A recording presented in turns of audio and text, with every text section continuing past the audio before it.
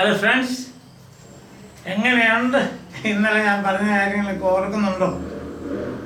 അതായത് ടു ബിയുടെ ഫോംസ് ആണ് നിങ്ങളോട് പറയുന്നത്.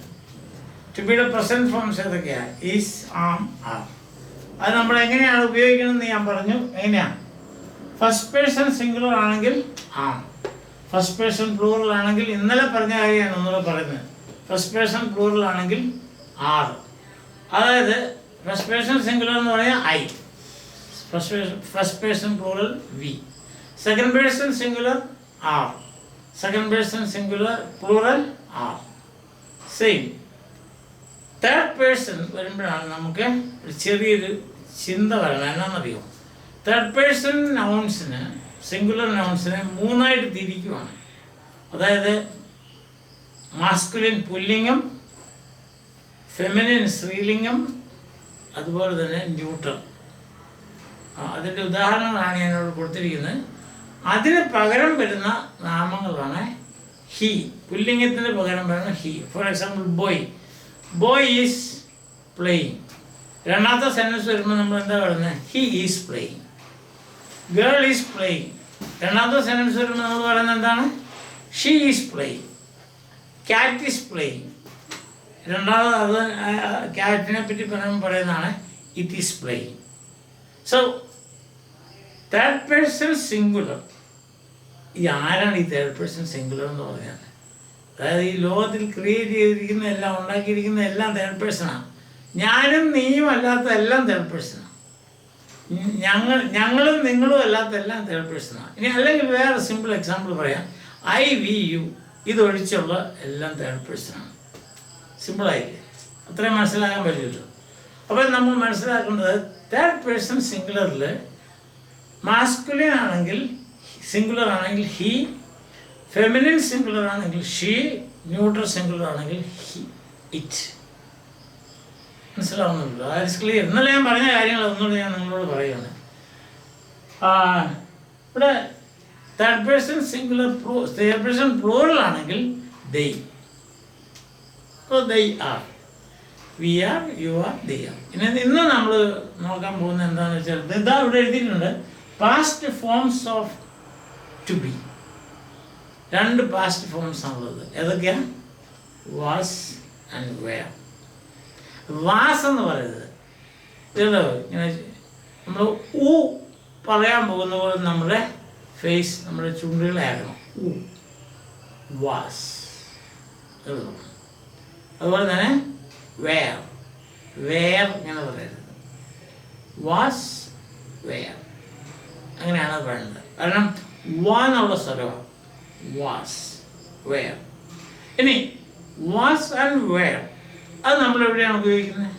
ഇത് മുമ്പ് പറയുമ്പോൾ തന്നെ ഫസ്റ്റ് പേഴ്സൺ സിംഗുലർ ആണെങ്കിൽ was, I was, I was playing.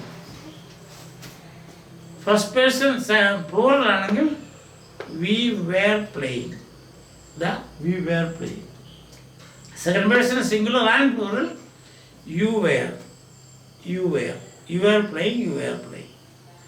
Third person masculine, feminine, neutral, was. He was playing. Boy was studying. He was studying. Girl was studying. She was studying.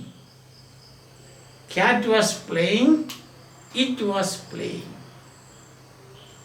മനസ്സിലായോ? Clear ആയില്ലേ?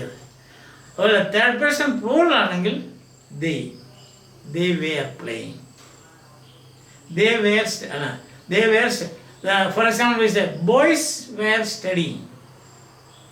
അതിൻ്റെ pronoun ഉപയോഗിക്കുമ്പം they were studying. Girls were studying. pronoun ഉപയോഗിക്കുമ്പോൾ they were studying. Cats were playing. pronoun ഉപയോഗിച്ച് പറയുമ്പം they were playing. ഇത്രേ ഉള്ളൂ. Simple കാര്യങ്ങളല്ലേ ഇതൊക്കെ, ഇല്ലേ? പിന്നെ എക്സാമ്പിൾസ് ഞാൻ കൊടുക്കുന്നുണ്ട് ഇവിടെ. Man, for example, man was reading. pronoun he was reading.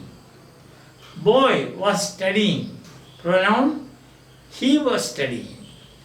Brother was studying. pronoun he was studying. Father was working. Pronoun he was working. Woman was stitching. Stitching എന്ന് തയ്യൽ. She was stitching. Girl was dancing. She was dancing. Sister was cooking. Sister was cooking. Mother was praying. She was praying. ഇനി neutral nouns വരുമ്പം cat was eating drinking milk. Cat അങ്ങനെയാണല്ലോ, പൂച്ച എപ്പോഴും പാൽ കുടിക്കും. അതുകൊണ്ട് cat was drinking milk. It was drinking milk. Tree is standing outside the church.